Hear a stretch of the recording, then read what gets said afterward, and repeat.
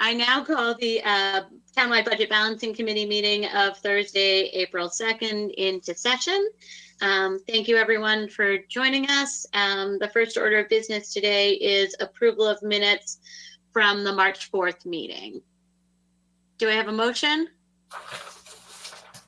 I'll make a motion to approve with just one item for discussion. Okay, thank you, Bob. Do you want to tell us what your item for discussion is?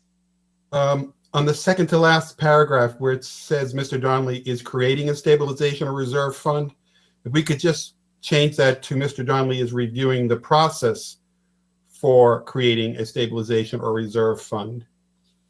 Okay, is there a second for that motion? Yes.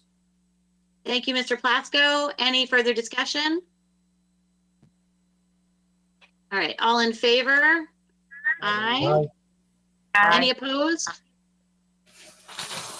All right, we'll call that unanimous. Okay, the next item of business is to discuss the school budget, which was not yet complete the last time we met. So we wanted to update everybody on this. Karen? Yes. I interrupt. I believe on the remote meetings, you have to do everything by a roll call vote. Okay. So the voting member, thank you. So the voting members are Teresa, Bob, Ann, Tom, Bill, and myself, right? Yes.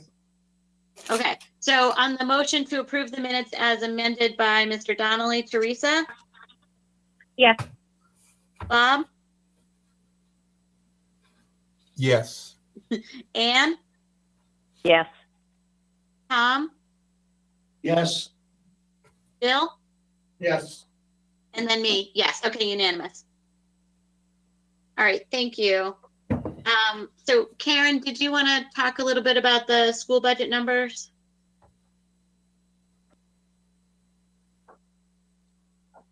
It looks like maybe Karen's microphone. Oh, there. You still with us, Karen? I know you're muted, but I don't know whether. All right, I'm not sure Karen is, she was having some internet connection issues. So let me just talk us through these numbers. As you know, our FY20 budget, if you take out the capital outlay and the extra free cash, is 49.19 million. If we add in the 3.5% from the override pledge, that brings us, it's another roughly 1.7 million. The Student Opportunity Act plan requires that we spend about $575,000 on some extra things. That falls under the category of extra funding from the state that is outside of the pledge. And then we needed some additional monies for excess out of district tuitions, as we've discussed. So that's $950,000. And then in addition to that, there's some English language learner and special education mandates that we could not absorb into the FY21 budget. So that's an additional $300,000. There was more than that in ELL and SPED mandates. I think it was about $460,000. We were able to absorb some of it within our 3.5% cap, but some of it is over that amount. So that brings us to a budget of $52,736,691.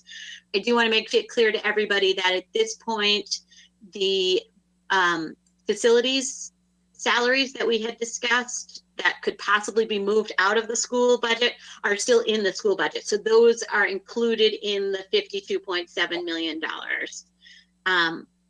We had talked about the fact that our out of district budget had gone up by about $1.5 million.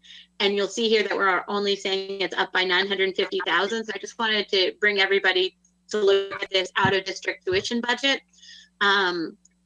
We have out of district tuition for various different schools, but the total out of district tuition is up by $1.6 million from FY20. However, our circuit breaker estimate is also up from 2.1 million to 2.755 million. So that's offsetting some of that increase. And so that leaves us with about $950,000 over and above what we had budgeted for last year.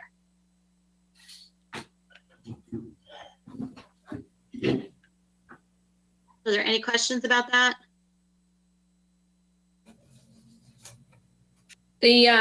I'm sorry, but I was in the middle of getting this turned back on.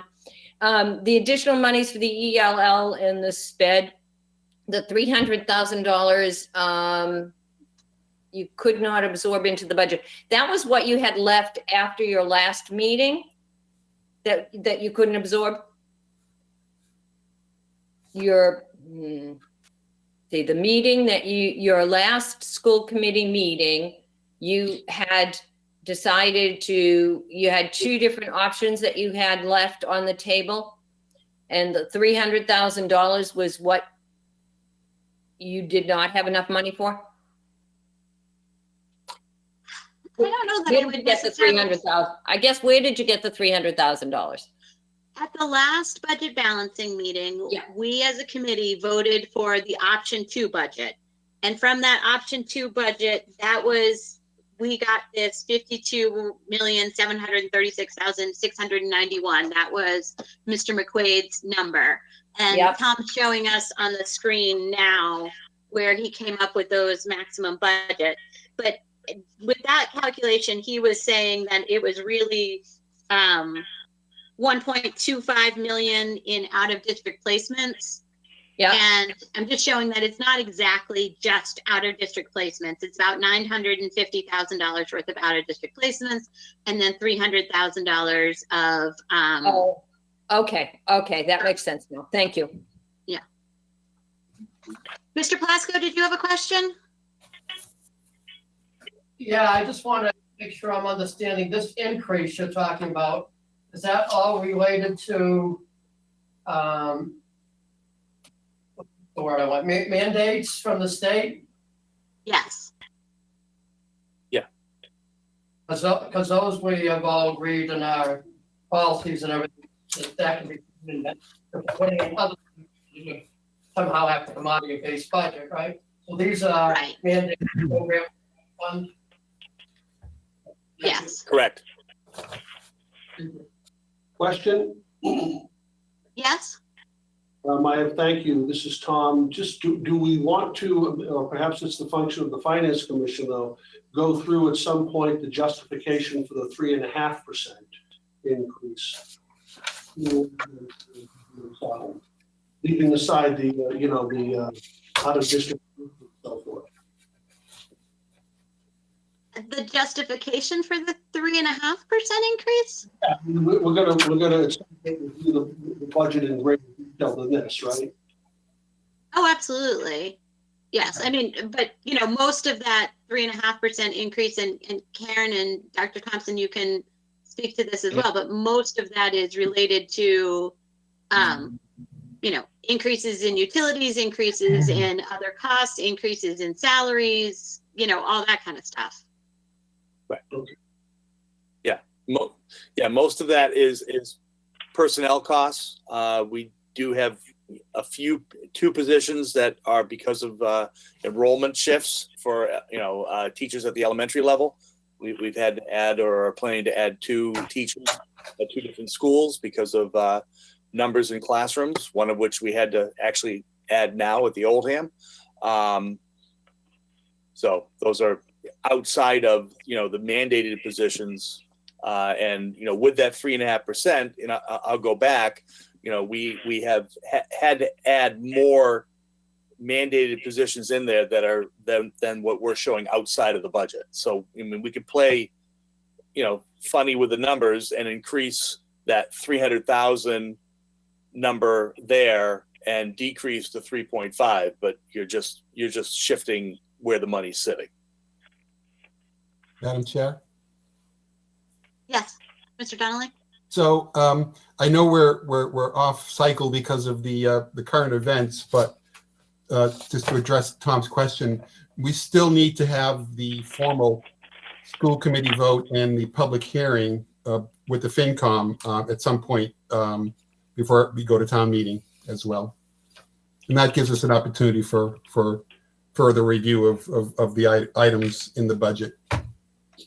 So, just from a process standpoint, I think we have that in play. Yes, I think that at this point, the school committee was waiting for the BBC to kind of finalize the target number.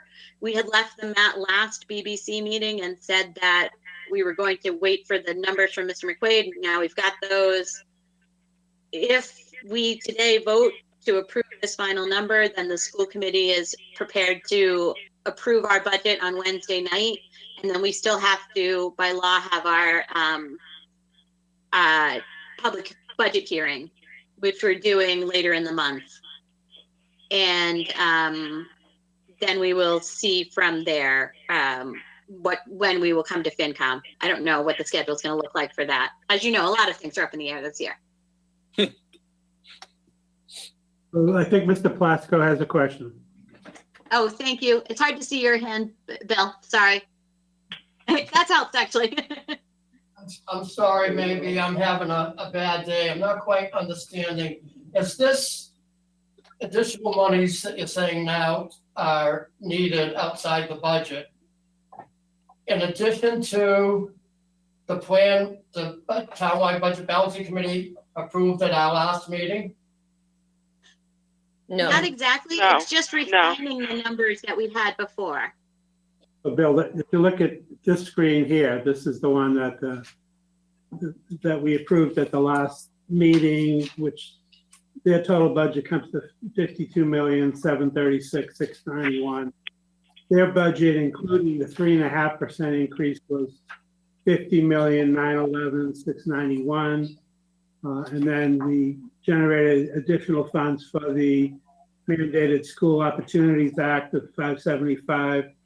And I kind of shorthanded here and said out of district, it's actually $950 out of district and $300,000 of ELL, both of which are mandated. So those are the same numbers that total up to $691 as shown here on the school budget. Madam Chair? Mr. Donnelly? So maybe just for the record, maybe that data sheet that Tom had should just separate the 950 for OOD and have a second category for the ELL and SPED money, just so that everybody's clear that, that 1.25 million covers 2 areas of mandated spending. I will do that. Mr. Maloney, did you want to speak? No, I'm all set. Okay. I'm trying to see your hand, but I think you were maybe just gesturing to Tom. Oh, no, I am, and I'm on my phone. I'm sorry. No, it's okay. I didn't know. All right. So I guess, are we comfortable with maybe taking a vote to for this bottom line for the school target number? So moved. Is that Second. you, Mr. Maloney, who made the motion? It was. Okay, and a second? Second. And Mr. Donnelly? Okay, Teresa? Yes. Bob? Yes?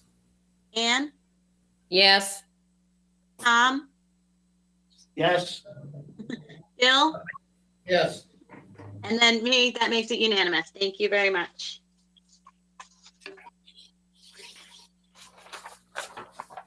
Okay, then I think Mr. McQuaid had put together some information about the FY21 revenue estimates.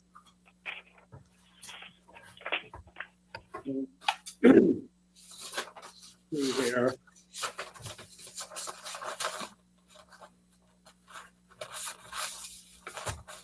Nothing to have received was, hopefully you have this in front of you.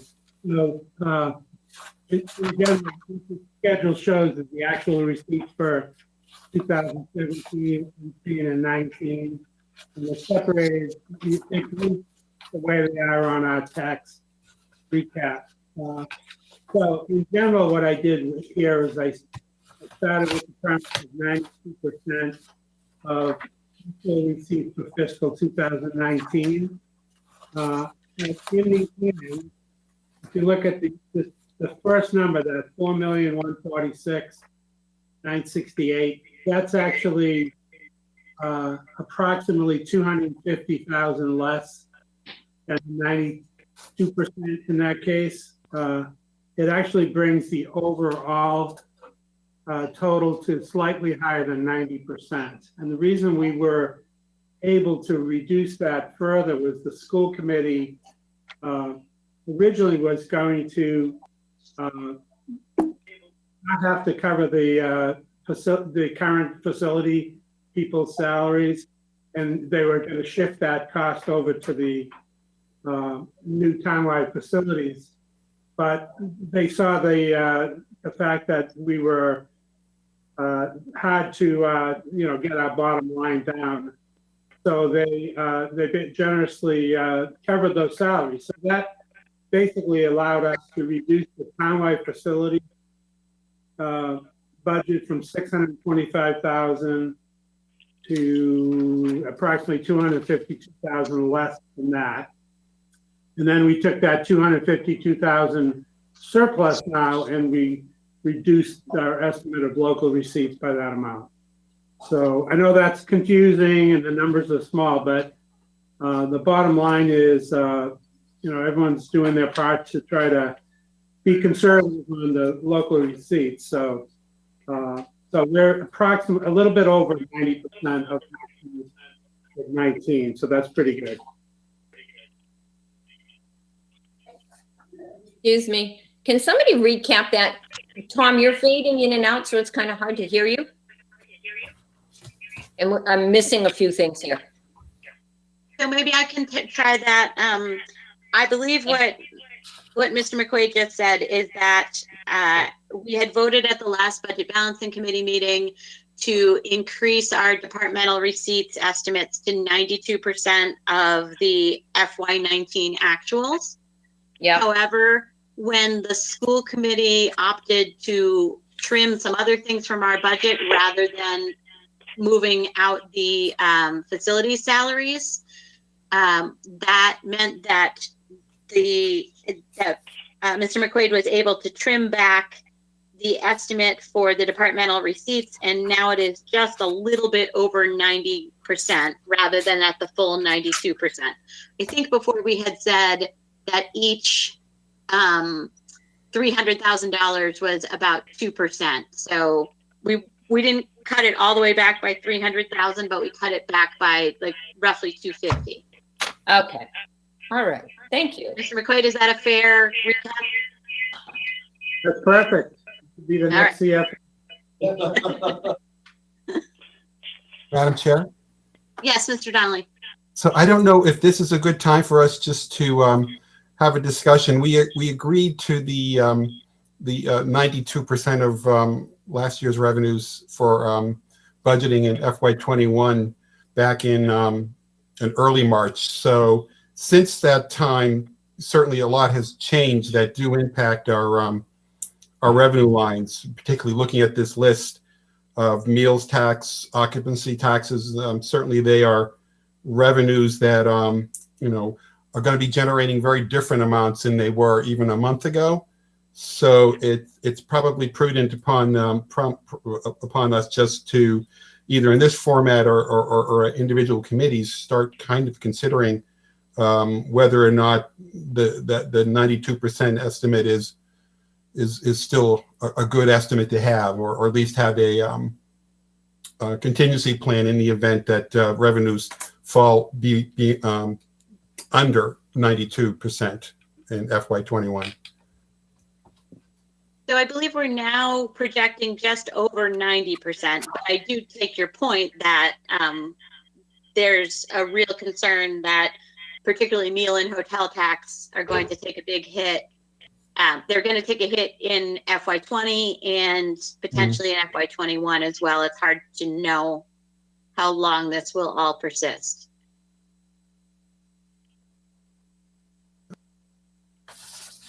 Any other comments from the committee on that, Mr. Maloney? Yeah, thank you.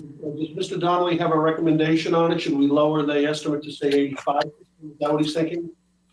No, I think at this point, I think we should go through our agenda. I know that there are some other ways that we're going to talk about in terms of use of our free cash, and perhaps we should just go through our agenda and talk through those changes and then circle back as needed as to whether I'm not recommending that we lower our estimates, but I just want us to be cognizant of the fact, and hopefully when we start talking about our free cash, that certainly is an element of cushion that we could hopefully use in the event that our revenue estimates are falling below our projections.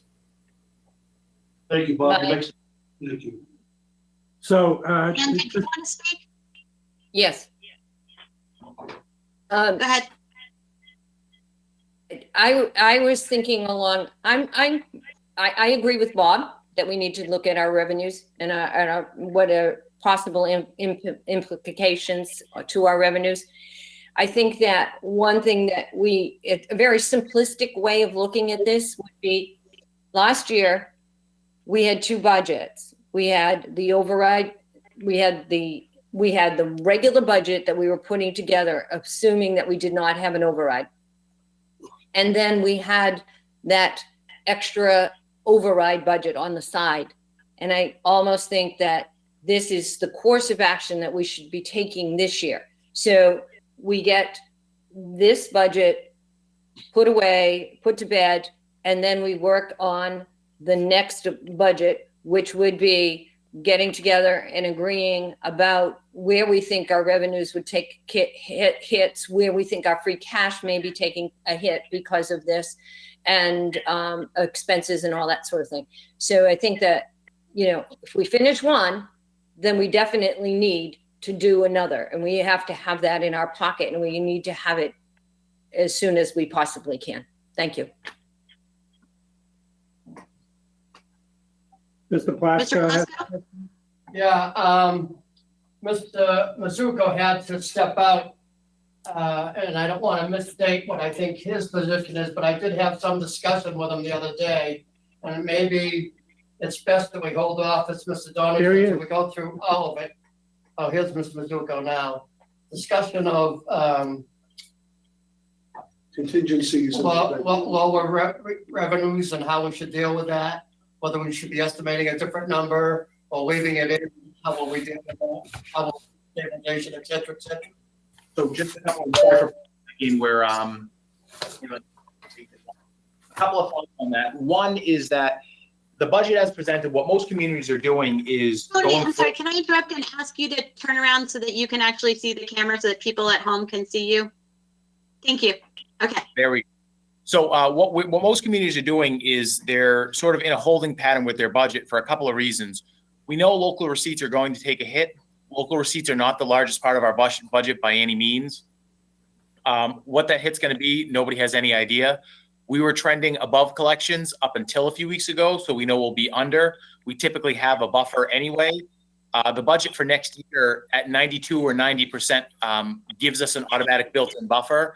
Property tax collections may not really change, which is the bulk of our revenue source at any point. State aid may change. The state will not complete a budget anytime soon, so that number will go up or down. We're proposing that capital be delayed until the fall. The exception being the one MWRA zero interest loan that if we don't do this year, we miss out on the opportunity to borrow that money at zero interest. By delaying that to the fall, we'll have a buffer of free cash. We have $3.4 million in free cash. We will have to spend some, bulking up some accounts that have probably will run over as a result of the emergency. But we'll have a good buffer of probably at least $2 million, if not more, to satisfy any revenue shortfalls by the end of the year. For next year, the proposal would be we would have a special in October where we would make whatever budget adjustments we need to make. Because at this point, trying to guess where revenue is going to come in or not going to come in, it's a complete guessing match. So in October, we would have a couple of options. One is we'll try to get free cash certified early. We'll know we'll have a free cash amount, which should be relatively healthy given that we're turning over more than we typically do. That's one option to plug the budget. We do have stabilization, and you generally don't want to take stabilization out to fund your budget. However, you have an emergency rainy day fund for a rainy day. And certainly the worst pandemic we've seen in 100 years, I guess would qualify as a rainy day, even though I'm loath to think that we would take money out of stabilization. We'd also have the option of not contributing to stabilization as a way to bulk up next year's budget if by October, when we go to submit the tax rate, we realize that revenues are coming in substantially short. Remember that we're putting in over $400,000 into our regular stabilization account. We're also putting in $700,000 into the override stabilization account. You can leave those unexpended in a sense, but there's no reason not to make the transfer or put them in the account to generate what interest you can while you're doing it.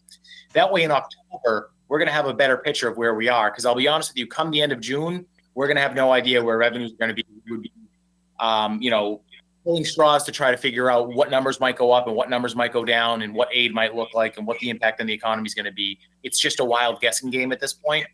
So we use money that we have, available funds, come October, plug any holes in the budget. And then in October, we'll have an idea of what the following fiscal year's budget is going to look like. And that'll let us start making adjustments then. Everyone knows the only way you can really adjust a municipal budget for the most part is through layoffs. And when we lay staff off, not only I would be adamantly opposed to that in the middle of a public health emergency, cutting the same people who are directly managing the emergency on the front lines. So we wouldn't want to do that. But we also pay 70% because we direct pay for unemployment. So if we say, well, let's cut 10 positions, let's cut 15 positions because that's where the bulk of our money gets spent, we're already spending 70% of that money. By October, we'll know where the economy and roughly where next year's budget will be looking. We can then say, okay, if we're in a real rough spot, and everyone else will be in whatever spot we're in come October, but if we're in a real rough spot, that's when we can say, now we need to freeze things, not fill positions, and get prepared for the following budget year where we'll have an idea of where our numbers may pop in. Hotel and meal receipts are going to be down as an example, but they're not actually a large portion of our budget. I certainly don't want to lose those revenue streams, but they're not a substantial portion of revenue to the town. So any adjustments we were to try to make now, we're just guessing really. We have the option of doing our capital plan in October, either with cash or with borrowing, just as we did otherwise would have done, or we can hold off on it. We may say, you know what, we have no cash, we've got to borrow. We may say we're in a tough spot, we don't want to borrow. Things may stabilize by October, or at least will likely be in a new norm. So different towns are approaching it differently. Some towns have a lot of excess levy capacity. We, I think, have about $100,000. I actually think that number will grow because remember, that's all new growth as of June 30th. And although there'll be a slowing point up to June 30th, or from a few weeks ago to June 30th, there's a couple of our TIF arrangements where the first amount of taxable property pops on. And we were trending up in a lot of areas in terms of new growth up until recently. So I think we'll actually have some good news there. So we'll have levy capacity. I know Arlington has $2 million in levy capacity, and they're just saying they're going forward as it is, and that's what they're going to adjust with. Most towns are going forward with, it is what it is. We're not going to know from the state anytime soon. And even then, the state may come out with a number May 10th, and then we may find out something else May 20th, and then we might find out something June 10th, and we just honestly have no real idea. So Well, I certainly agree with you that all of this is changing drastically and changing quickly, and that we don't want to spend too much time trying to, build this budget on the sand that's going to be falling around us, shifting around us. And I understand your point about unemployment and laying, I don't think anybody's advocating that we lay people off and start paying them unemployment, things like that. I'm a little surprised to hear that you are recommending that all capital outlay just be stopped. That wasn't something that the schools, that the school committee was aware of. And there's definitely some capital requests from the schools that we really wouldn't want to push till October. We need new transportation vans, and we need, there's some other things in there to have to go through. I know that there's definitely some technology things where we are dealing with obsolete systems at this point. So, it certainly would be reasonable for us to revisit our capital requests and trim down, but nobody, to my knowledge, has approached the school committee about delaying everything until October. Well, that would be my recommendation, mainly to preserve the amount of cash we have available. And I'll be honest with you, the way the construction market is going, any construction projects we have planned, and that could include building work, we may be ready to do it in October, but by the time we'll know whether or not we can do it, we're not sure if we're going to be able to. Construction is currently allowed to go on with some amendments under the governor's guidelines. I do know that the States Building Trades Association is recommending that construction halt. Construction may halt for 2 or 3 weeks, and then it may ramp back up. What's essential and what's not essential, the question becomes with that sort of 4-month delta between when we're going to have town meeting sometime in June and October. And that's not to say we couldn't have an August town meeting. I know folks think about vacation, but I have a feeling most people's vacation plans this summer will probably not be what they normally have been. We can have an earlier than October town meeting and address some of these issues. And even then, we'll probably have a better idea of where we are. If there was something that was mission critical, I suppose it could be added, but just the complexity of the fact that schools are still closed, that town buildings are still closed, I think the likelihood that they'll be closed through the end of the year is there. That's just my analysis. So the vans are a good point. We don't want to take too much of a hit on the fleet, but we make a purchase in October and have them ready to go sometime in November. We don't know where the supply chain will be. So that discussion is certainly worth having. Originally, we figured we would borrow for everything and preserve the free cash. Then we said, let's hold off on some of these projects because we just have no idea. We may approve projects and not have any actual ability to get them done, depending on what the project is. I think what I'm requesting here is that the school committee be included in this conversation. Mr. Plasko, did you have something in the back? Yeah, I was gonna say, I think this is the beginning of that conversation. That was Mr. Mizuko's plan to be recommending. He hasn't recommended that to the select or anything, just some of us in discussion.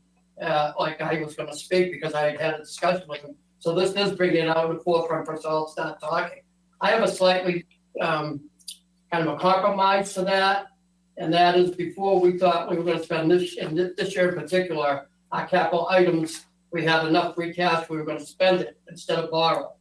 Now I hear Mr. Mizuko talking about delaying that. If there's some things we think, as I think he used the word mission critical, then we could still borrow, we could still have those appropriated at town meeting through borrowing, even though that wasn't our original intent. Because the borrowing rates, Mark, I don't know if they started to go up or not, but I think it's still quite favorable. So if we really need those items, we borrow for them. If they're not really judged to be critical, we wait and talk about them in the fall, as Mr. Mizuko's suggested. So kind of a compromise to the approach. Well, I mean, there's always the option to get an authorization to borrow, and then you don't have to go and do it just because you have that authorization to borrow. You don't like authorizations out there without needing to use them. So that's one option. We do want to consider that we still have to have a town meeting in June. It may be in July. And we also want to think, how much can we shorten that down? Because even if we're sort of past the peak and through some of the more strict restrictions that we see on society, our ability to get 180 people in a room for several days at a time, I think is going to be limited. I think that'll be easier in October. I'm predicting things will be better by October. That prediction may not end up being the truth, but that's one consideration as well. But to Bill's point, we can put the capital plan forward and say, just borrow for everything, give the authorization, and we hold off on projects that we realistically may not be able to come. We may have a construction project somewhere that we can't get vendors to do. Oh, there's absolutely right. Construction is, I mean, all the projects are different. Some construction is, would face certain constraints, but I know that there are needs for some, the new phone system at in the schools we were talking about doing. I don't know, that's the kind of thing that we would hope to implement more over the summer. So, it would just be a question of revisiting our plan and figuring out what really needs to happen now and what could be postponed. Madam Chair? Yes, Ms. Haley? So everybody has obviously been thinking of this, and no one has put pencil to paper. So I would very much appreciate that Mr. Mizuko would put it to paper, show us where he wants, how he wants to do this, what he wants wants the town meeting to be able to vote on, what sections of the budget will be included, what his projections for revenues would look like. We can't do this, just making these surmises. We need to have some figures, and we understand, everybody understands this is best guess kind of thing, But we do, it's really and truly the reverse of what we just did with the override. We made some best guess, estimates for the override.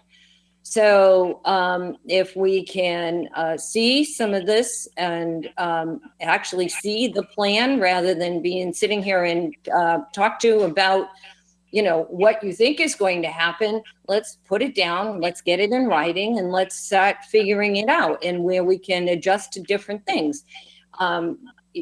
We all have different ideas, so let's get it down there, let's talk about it, and let's get to something where all of the boards are comfortable with our projections, just as we've done in the past.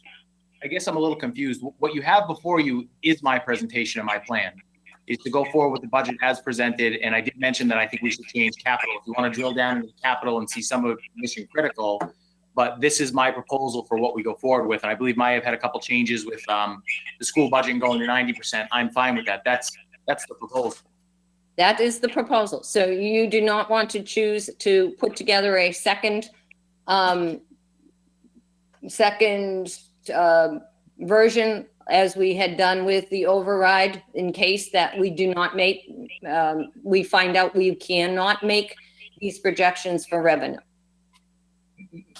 No, I mean, this really is that second option. I mean, if we try to say, well, here's what we're going to do if this receipt comes in, whatever. I mean, you're pulling numbers completely out of the air. We just have no idea. That number could be $700,000 in October. It could be $7 million, or it could be none, or it could be $14 million. I mean, there's no reasonable projection to make to be able to come up with anything remotely accurate.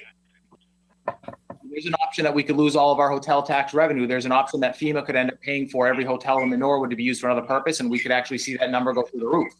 So, That would be- other reasonable projection that we could make. Mr. Donnelly, Yes. can I have your opinion on this, please? Well, I appreciate the input. I recall that when we were planning for the mid-March meeting for budget balancing, there was the recommendation to convert the free cash that was being used for capital items to borrowing, and I actually thought that was a pretty solid idea given our current situation and the need for free cash to be used for other items. I get it, but what I'm hearing is I think there's a lot of uncertainty environmentally here, both state and locally. And even if we put together plans and actions, I'm at a kind of at a loss as to how do we affect them appropriately. We'd have to kind of solidify a plan, bring it before capital outlay. I'm not sure if we expect that the meeting could be in June, but we don't know if that's going to be certain. So I just think we're in an area of uncertainty, and I think I have to say I'm not opposed to what Tony proposes. I think actually it makes a lot of sense, but I do believe that certainly consult with the boards, school committee, and the selectmen as well. There may be some non-project or non-construction based purchases on the capital plan that we at least want to have a tentative plan going forward as to how to handle. But no, I think we're in an area of uncertain times, and I don't think we're going to be able to answer each and every one of them today. The one thing that I was hoping we could get an answer for today is, Tony, I was hoping you could tell us a little bit more about what's in your facilities budget. Yeah, I see here that there's about $280,000 in salaries. How many full-time equivalents is that, and how does that fit in with our pledge, and what's the plan? So I don't have a copy of the actual document. Yeah, what was?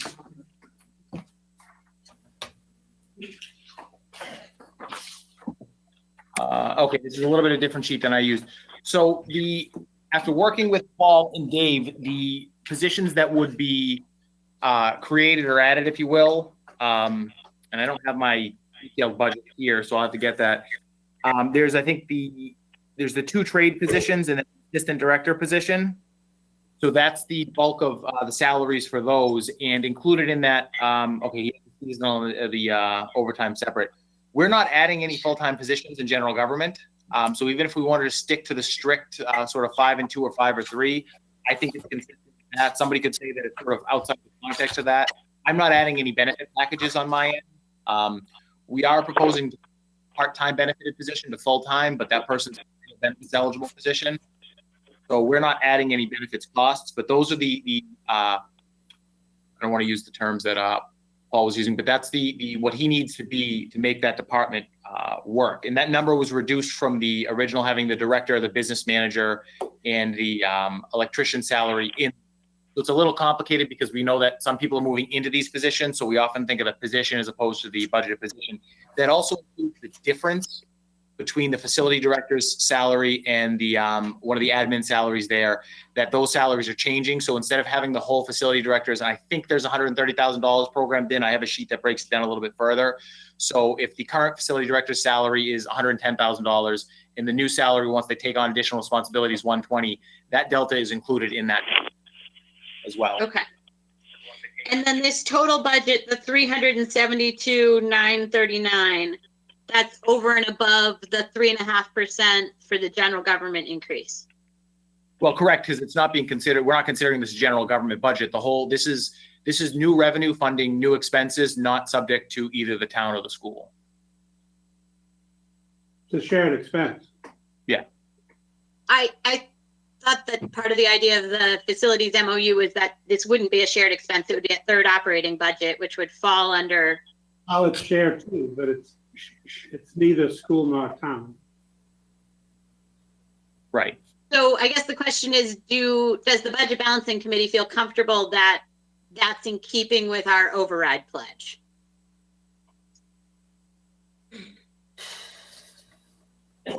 I certainly do. May I? Anne? Yeah. First of all, I do have a question, and then I'll answer your other question. The salaries, the environmental manager, was that the one of the and the business analyst? Those were the two people that were going to be added to the budget, right, Tony? It was an admin position and an electrician and a plumber. Oh, I thought the electrician was coming over from the schools. Again, here's where it gets a little bit confusing. We're moving a person in a position over to, the electrician position, the assistant director position that we're creating. We're going to move the electrician into that position, but we're not converting an So you electrician. need another electrician. So Okay. here's where it's confusing. We have somebody, an electrician for the school department. We've identified the person we would like to promote into an assistant director position. That electrician will then need to be backfilled. That's currently in the school budget. Oh, okay. Thank you. All right. My understanding when we met last year about this was that, and we said the 3.5, my understanding was that we had decided to have a third standalone department, call it, and that the first year there would not be a 3.5%, cap on the budget. We were going to just start it with a good budget and then go from there when you combined the next year for 2022. That was my understanding. That's how I read it. Okay. So, I'm just asking the I guess question I'm now saying- before somebody asks on town meeting floor. I guess I'm saying that I'm comfortable in defending starting a new budget, a new process, and allowing the amount of money. Now, there is money in both the schools budget and the general government budget for regular everyday issues that crop up that need to be fixed. If we have to call somebody in to do X, Y, or Z, correct? You have left that, both have left that in your budgets. Correct. For a couple of reasons. The new department, if you will, to be successful is going to need some resources on their own. We didn't want to combine existing budgets first, But eventually we'll take, we have an electric repair line on the town budget. We have an electric repair line in the school budget. The idea is that becomes the facilities department's budget for electric repairs. And it'll probably still be broken down by facility. It just gives them the flexibility. We think we're going to see savings there. As we said, we think we're going to see savings in a lot of the small to medium capital projects. We don't want to start cutting items until we know. I mean, if the Balch every year has $30,000 worth of plumbing repairs, we're probably going to want to make sure we can cover $30,000 worth of plumbing repairs. And then once we have a plumber on staff, we can then say, hey, you know what? We've cut this cost down to this. And in a subsequent year, you can make that adjustment. But we don't want to cut our nose off to spite our face. We don't want to reduce any resources, because the goal is 6 months after we've started this, things should be at least where they were before, and they should really be better. So we don't want to just say, well, we're bringing on a plumber, cut all these lines and just hope you can make it work. We're trying to do it in a very stable way to maintain and enhance the service level for all our facility users. Maya, may I? Yes? So the bottom line here is that I assumed that the budget would look like it does for the facilities department this year, that next year, 2022, that all of the expenses would be combined and that they would not go over the 3.5% that's in the MOU. That was my understanding. I would agree. This year they have a new budget with the line items included in the general government and in the schools. And then the next year it's going to be combined and couldn't go over what was expended for 2021, more than 3.5%. Okay. And I would agree with that once it's sort of stable, it's going to have that. Once it's one sort of stable form department, you're right. You're going to say this is your cost increase. And just like anyone else, if you have a reason that you're trying to go over it, there better be justification. I mean, maybe gas rates go up 50% or something like that. They're down right now, so hopefully we'll see some savings. But I agree with you. It's not that it's completely outside of it. It's just it's got to start somewhere. And next year, in theory, this budget will increase by 50-fold if we actually dump money from other departments into it. So that'll be a little bit complicated, but it's not really an increase in their budget. It's just building it.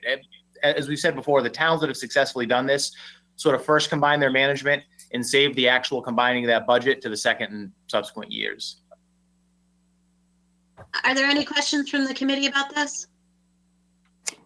Mr. Plasko? I don't have a question. I was gonna try to make a motion unless you think it's too early.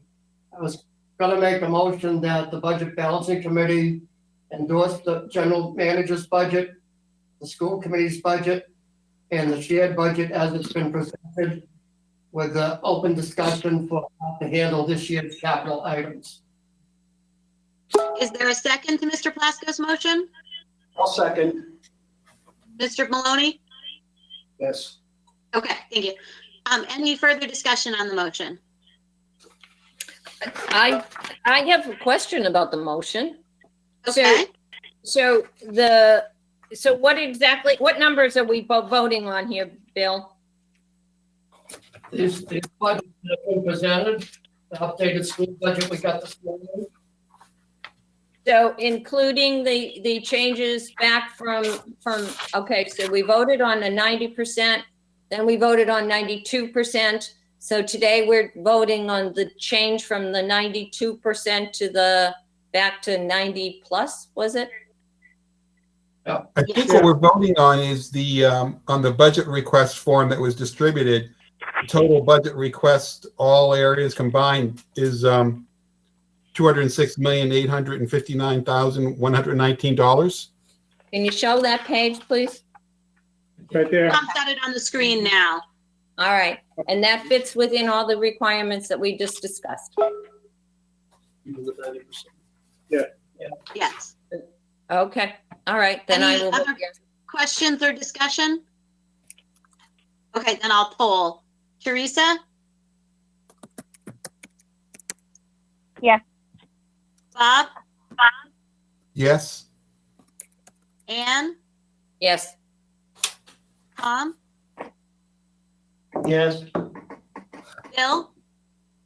Yes, And me? Yes. Okay, unanimous. Thank you.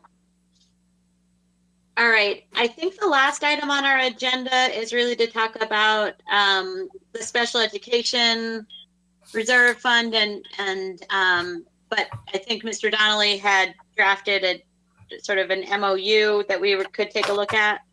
Is there anything else that I'm missing that we need to discuss today? I have one thing. Okay, Ann? Because this came up, and I apologize, I didn't say anything earlier. I have not seen any kind of information about the capital outlay budget. Was it voted on at the last meeting? Mr. Maloney, do you want to take that? It was, yes, although it seems like 10 years ago. But so you voted for the capital outlay that was presented at your meeting, and you voted positively that this was going to go on. Okay, and so could at some point in time somebody get some information on that out to us? I mean, even if it's just the raw information that you folks voted on. I don't need all the backup. I just want to see what it is. We can get that out, and we were waiting on some supplemental information about the infrastructure plan, and then May 6th and 7th happened, and everything kind of got put aside. So we could be getting that back up towards everyone, to everyone. Okay, thank you. Thanks, Dan. All right. Mr. Donnelly, did you want to talk about the MOU?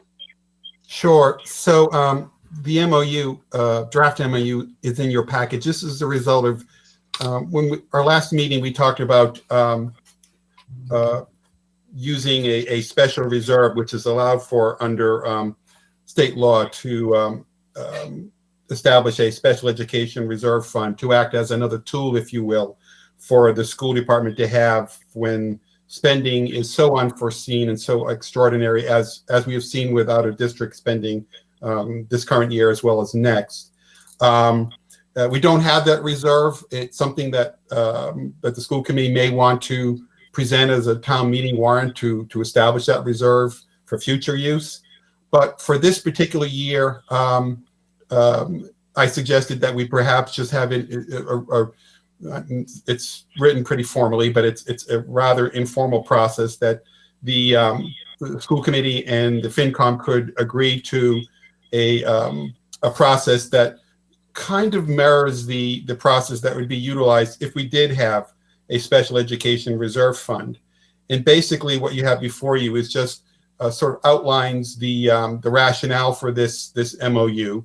And as it says, we are experiencing an unprecedented and extraordinary increase in state mandated special education. That's why we are funding the additional 1.4 million or 1.2 million or thereabouts extra money in the budget to cover those extraordinary expenses.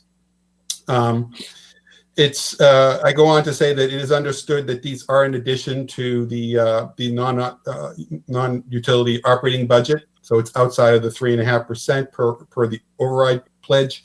And I made reference to the section of the override pledge that states that if there is a substantial change made to state funding, unfunded mandates having a financial impact on the town or other extraordinary unforeseen events, this document will guide budget preparation. So we're there now. We are utilizing Section 6 of the agreement, so it is consistent with our pledge, and I think it's just a good idea for us to document that in memorandum form. Basically, it's just would be the school committee and the FinCom recognizing that at the formal request of the FinCom, the school committee would provide the FinCom with any information, records, or documents that help substantiate the payment of expenses for tuition and transportation associated with out-of-district placements. So it's just that is something that if we did have a special education reserve fund, that is what you would do under the terms of that establishment of a special fund, appropriating money into it, and then distribution from that fund would be subject to the majority vote of the school committee and the Board of Selectmen. So this memorandum kind of is mirroring a similar process. I put a couple of stipulations in here that certainly the school committee recognizes that the finance committee recognizes that the school committee has the statutory authority to expend appropriated money from the overall FY21 school operating budget as they deem necessary to meet the educational needs of our students without the approval of the FinCom. But it also goes on to state that, as the town charter states, the FinCom does have an authority to review any bill, payroll, or other claim against the town. So it's kind of recognizing we both have certain authorities in the area of funding and expenses. And I go on to the last bullet. It's just, certainly the FinCom would not be interested in any information that would be personal in nature and reveal the identity of any recipient of such services. So those invoices and bills certainly could be redacted, or we could talk about some other form where we, when we do request this information, that we protect the identity of anybody receiving such services. So that's the intent, and this is for first draft. I realized I have a number in there, and I realize that the number is subject to change. But this is first draft, and certainly welcome any commentary and discussion. So before we get into the specifics of that, I guess I just wanted clarification from the schools, because we have $1,408,000.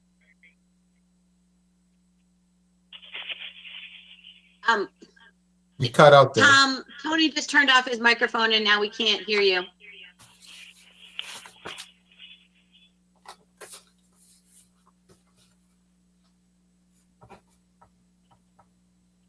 All right, Tony just disconnected. Wait a minute, can you hear me now? Hold on Yes, a I can second. hear you now. Thank you, Tom. Okay, yeah, you can see Tom's screen. So on the school committee summary here, someone pointed out earlier that the $1,250,000 should be split to the $950,000 and $300,000.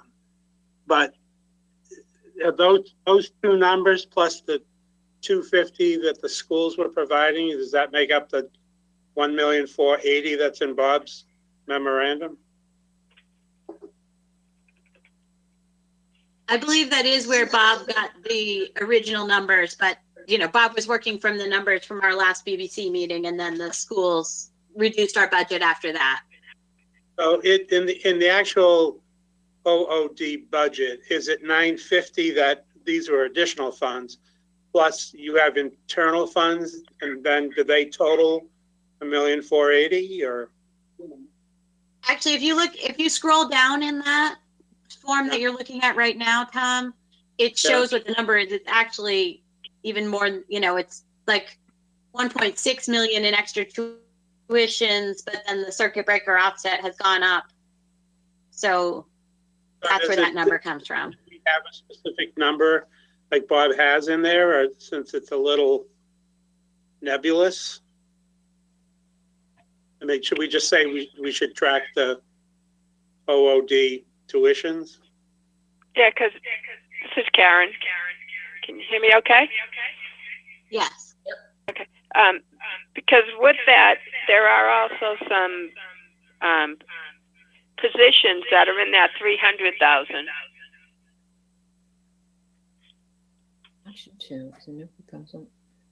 I'm thinking that the answer might be that perhaps the memorandum should be very specific to the number associated with out-of-district sped, and that is that $950,000 number as the basis for the number that should be in the memorandum of understanding, because the 300,000 is it's sped and ELL related, but it's not related to out-of-district tuition.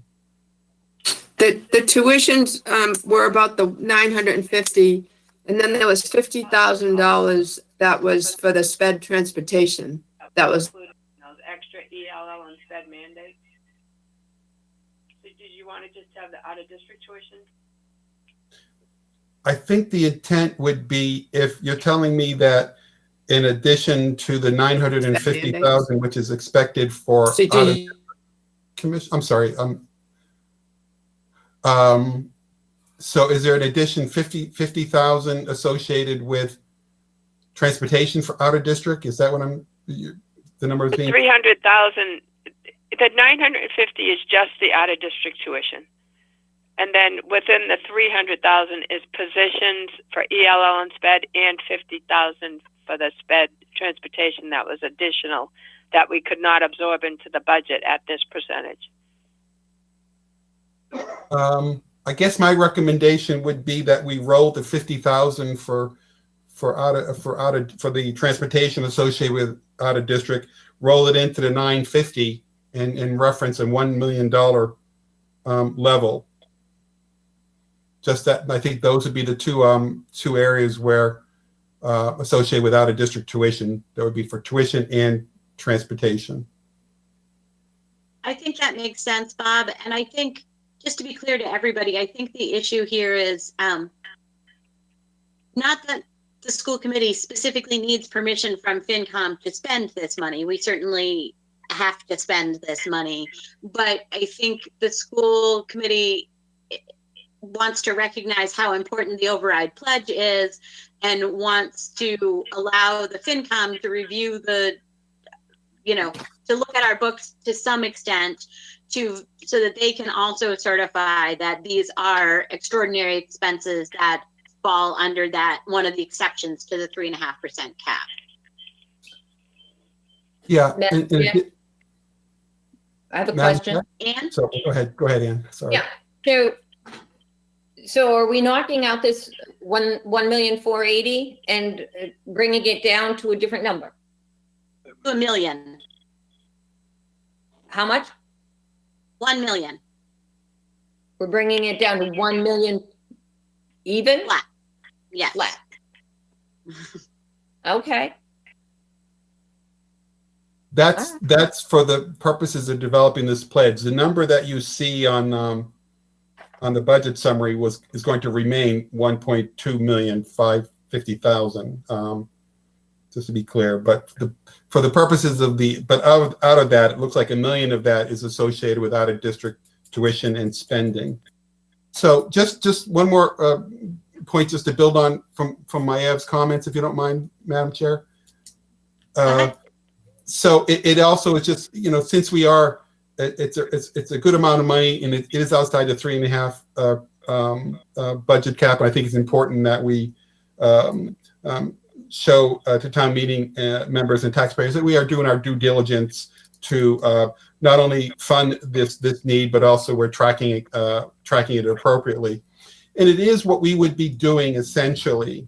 It's similar to what we would be doing if we did have formally established a special education reserve fund, which I would recommend the school committee put a warrant in the at a special town meeting at some point in the future to do that, so that way it would act in the future as a tool to handle the emergency, not the emergency, but unprecedented and unforeseen expense increases.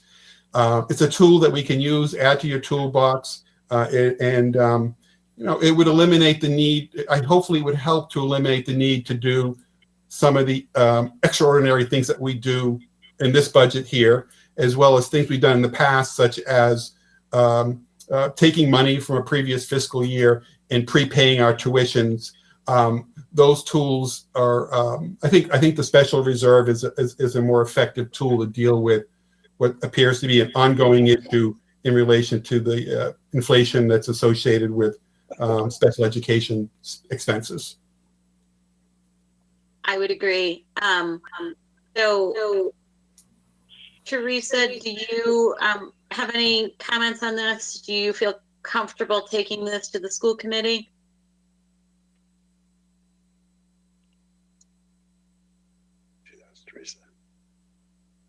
I think I may have lost Teresa for a moment there. Yeah, it looks like one caller left. I think she might have gone to that 3 o'clock meeting, Madam Chair. Mr. Plasko has a question. Oh, okay. I can't see you guys at all anymore, so I know. thank you for Tony letting had me to know. take his computer. But I see. Bill's going to ask a question now. Okay, Bill? I was just gonna make a comment and a motion, I think. And that is that the budget balancing committee, in principle, endorses a memorandum of understanding regarding the out-of-district expenses that are in excess of the pledge that the town took on the override pledge in accordance with item 6, as Mr. Donnelly pointed out, and that having a memorandum to understanding between the FinCom and the school committee supports that pledge and being transparent to the public. The final copy of the memorandum should be just between the school committee and finance commission. So I don't think we need to discuss it anymore, other than we agree that it's good to have this transparency or not. So I'd make a motion that the budget balancing committee support the development of a memorandum of understanding for this purpose between the finance committee and school committee. I'll let you guys deal with it. Is I like there a that. second to that motion? I'll second it. All right, thank you, Anne. Any further discussion? Okay, so then I will ask for a vote. Bob? Guess I'll vote yes. Anne? Yes. Tom? Yes. Bill? Yes. Teresa? Yes. Okay, and then me, so that makes it unanimous. All right, is there any other business? Can I just say, so we're gonna change that to $1 million in the memorandum, and also this one I have on the screen, you'll go back and change that to $1 million and 250,000? Yeah, I think Karen can change that, so it'll show $1 million between out-of-district tuitions and out-of-district transportation. That's the Sure. difference, that $50,000. I'll send that to you, Tom. All right, that sounds good. Anything else? All right, then I'll entertain a motion to adjourn. Second. Okay, I believe that was Mr. Plasko and Mr. Donnelly, but I'm not entirely sure, but we'll go with that. And then I'll poll. Teresa? Yes. Bob? Yes. Anne? Yes. Tom? Yes. Bill? Did Bill say yes? Yes. Thank you. And then me. All right. Thank you. That's unanimous. We are adjourned.